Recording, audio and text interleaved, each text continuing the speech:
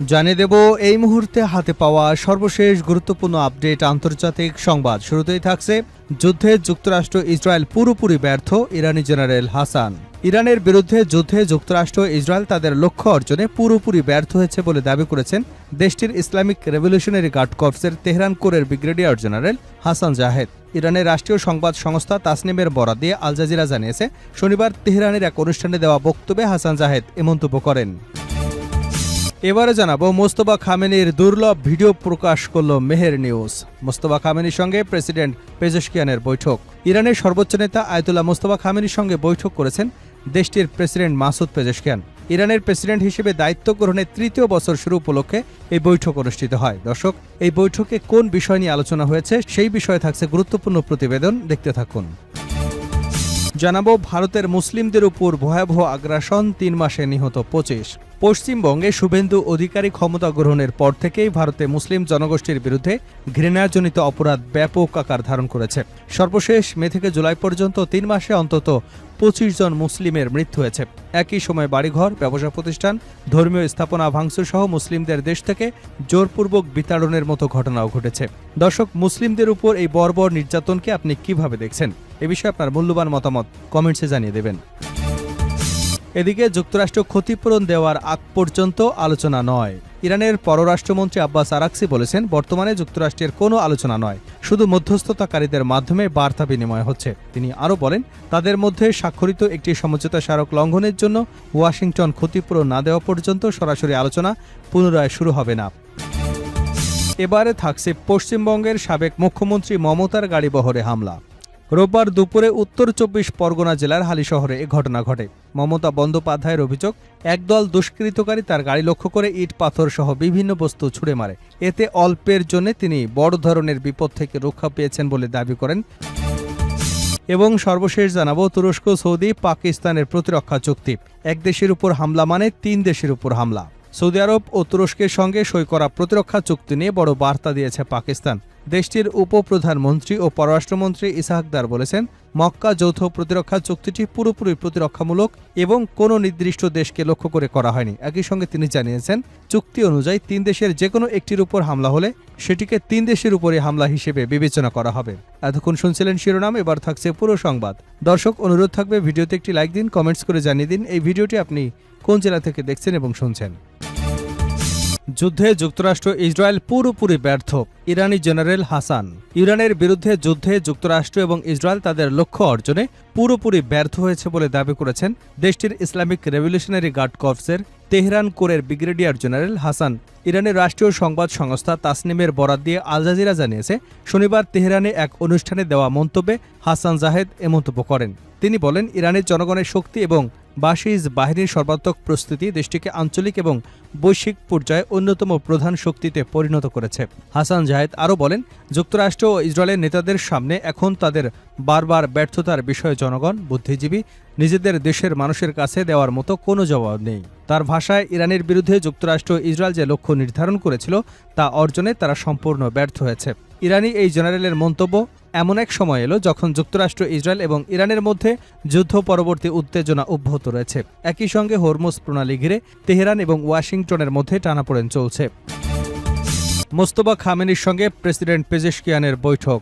ইরানের সর্বোচ্চ নেতা আয়াতুল্লাহ মোস্তফা খামেনির সঙ্গে বৈঠক করেছেন দেশটির প্রেসিডেন্ট মাসুদ পেজেশকিয়ান। ইরানের প্রেসিডেন্ট হিসেবে দায়িত্ব গ্রহণের ৩য় বছর শুরু উপলক্ষে এ বৈঠক অনুষ্ঠিত হয়। ইরানের বিভিন্ন সংবাদ মাধ্যমের বরাত দিয়ে এ তথ্য জানিয়েছে সংবাদ মাধ্যম আল জাজিরা। ইরানের রাষ্ট্রীয় সংবাদ মাধ্যম প্রেস টিভি জানিয়েছে, বৈঠকে দেশের বিভিন্ন চ্যালেঞ্জ নিয়ে বিস্তারিত আলোচনা হয়েছে। এর মধ্যে ছিল জনগণের জীবনযাত্রার প্রয়োজন, চলমান ৩য় আগ্রাসনমূলক যুদ্ধ, ভবিষ্যৎ পরিস্থিতি, সামরিক অগ্রগতি এবং বিদেশি অংশীদারদের সঙ্গে অর্থনৈতিক সম্পর্ক। এদিকে যুক্তরাষ্ট্রের ওয়াশিংটন ডিসিতে অবস্থিত জর্জটাউন বিশ্ববিদ্যালয়ের অধ্যাপক পল মাসগ্রেভ মনে করেন, ইরান ও ওমানের মধ্যে চলমান আলোচনা অব্যাহত থাকলে যুক্তরাষ্ট্রের সঙ্গে আরও আলোচনা হতে পারে।